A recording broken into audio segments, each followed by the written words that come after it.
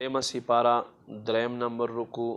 سورت بقرہ پنځه دے دیشتم نمبر رکو دریم سپارہ دریم نمبر رکو سورہ بقرہ پنځه دے دیشتم نمبر رکو بسم اللہ الرحمن الرحیم الم تر الی الذی آیا تاون قتل اغیو کستا حاج ابراہیم چې جګړه یې وکړه ابراهیم سره فی ربه د په رب کې ان آتاه الله الملک آدا چې الله د تور عطا کړی ملک اذ قال ابراهیم هر کله چې وویل ته ابراهیم ربی الذی یحیی و یمیت زما رب خو هغه ذات دی چې ژوندي کول کوي مړ کول کوي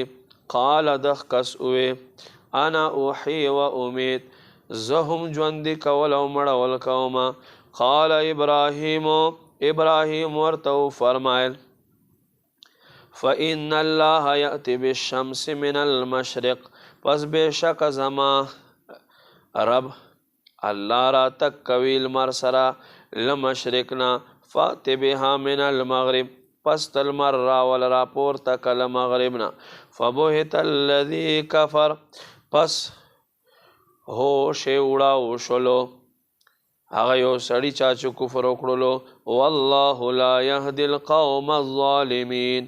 الله هدایت نور کوي ظالم قوم ته او کالذی یاد اغیو سړی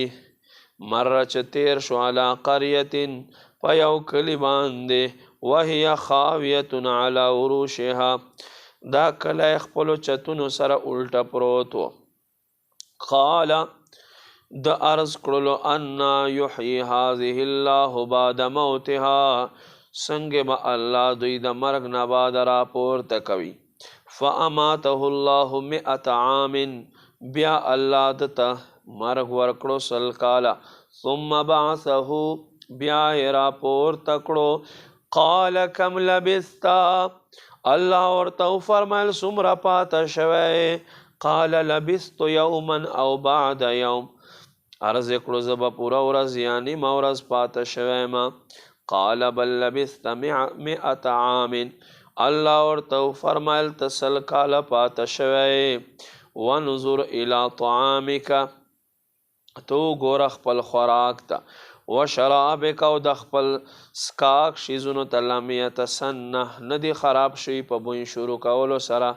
ونظر نظروک الى حمارک خپل خره دراز گوشت ولنجعلک لپاره د دې چې مونږ وګرځو ته آیتن ایوان خل الناس خلقو ته ونظر الى العظام او نظر وکدی اډو کو د خرته کیف ننشزها څنګه مونږ دا جوړو ثم نکسوها لحما بیا په دې باندې مونږ غوخه پورې کو غوخه په چړاو کو فلما تبین له پس هر کله چې د باندې خبر ښکارا شو قال اعلم د ویز خپویګما ان الله على كل شيء قدير بشک الله هر څه کولای شي واذ قال ابراهيم یاد کړی چې عرض کو ابراهيم ربي ارني كيف تحيي الموتى ای زما رب ما تو خایت بسنګ مړی را پورته کوي قال اولم تؤمن الله ورته فرمایل آیات یقین نه کوي قال بلا عرض کړو یقین بزول نه کوما ولکن لیطمئن قلبی لیکن لپاره دې چې زما زړه ته